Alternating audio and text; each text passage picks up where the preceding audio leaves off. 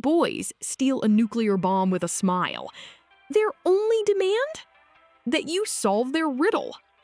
This isn't a story about villains. It's a story about ghosts, trying to prove they ever existed at all. Zankyou No Terror opens with a chillingly calm heist.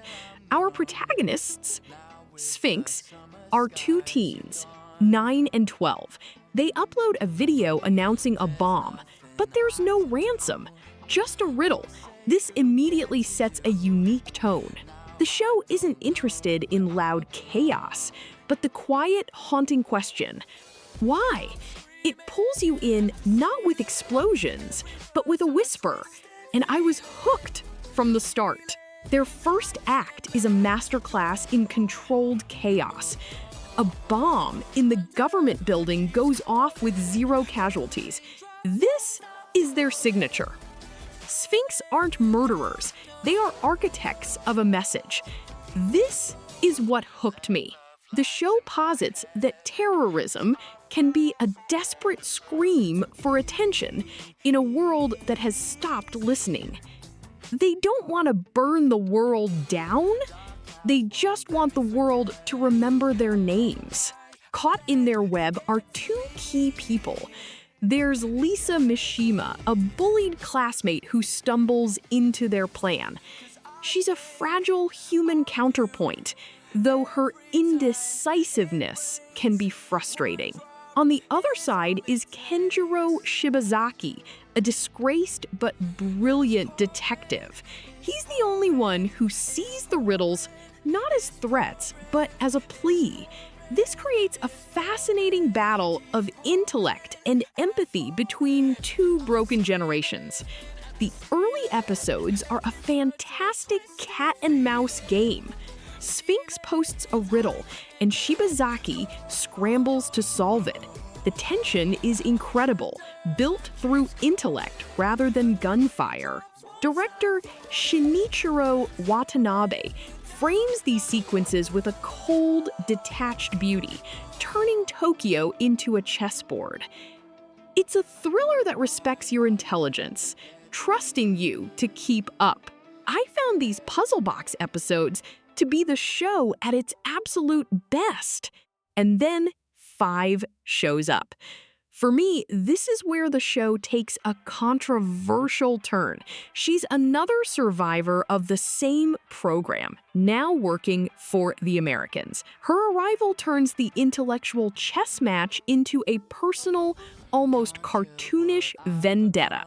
While it raises the physical stakes, I feel it detracts from the quiet, psychological dread the show built so masterfully.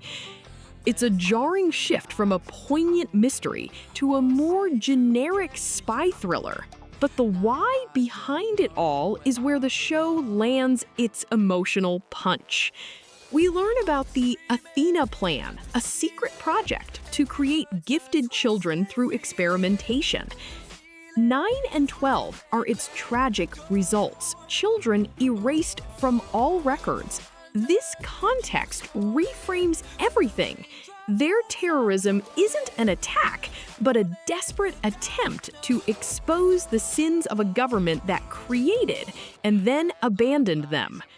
The flashbacks to the institution are genuinely haunting. The dynamic between 9 and 12 is the story's heart. 9 is the ice, cold, brilliant, and driven by the mission. 12 is the fire, warm, impulsive, and capable of forming connections, especially with Lisa. His laugh while escaping with plutonium is a moment of pure, defiant joy. His growing attachment to Lisa becomes a major conflict, threatening 9's perfect plan. This fragile brotherhood, forged in trauma, is what makes their journey so compelling. We have to talk about the presentation. This is one of MAPPA's most atmospheric shows. The color palette is muted, full of sterile blues and grays reflecting the characters' isolation. And the soundtrack by Yoko Kanno is a masterpiece. The Icelandic-inspired track, Vaughn, perfectly captures the show's feeling of hope and despair, a beautiful, lonely cry. The music isn't just background noise, it's an essential character, conveying everything the boys cannot say out loud. The finale is one of the most memorable in anime. Their plan isn't to detonate the bomb over Tokyo, but high in the stratosphere. It creates an EMP, forcing a nation to look up at an artificial aurora. They didn't want to kill.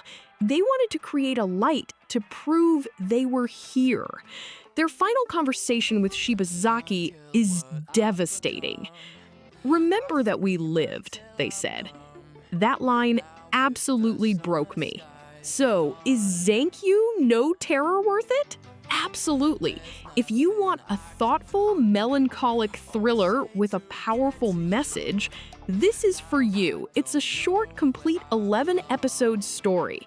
This was an original production from Studio Mappa, released in 2014, and directed by the legendary Shinichirou Watanabe of Cowboy Bebop fame. His signature style is all over it. While the plot with 5 feels jarring, its emotional core is unforgettable.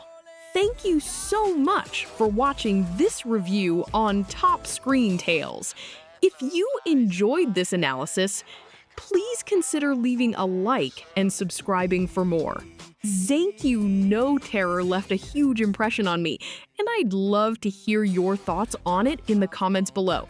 And as always, let me know, what film, anime, or series should I cover next?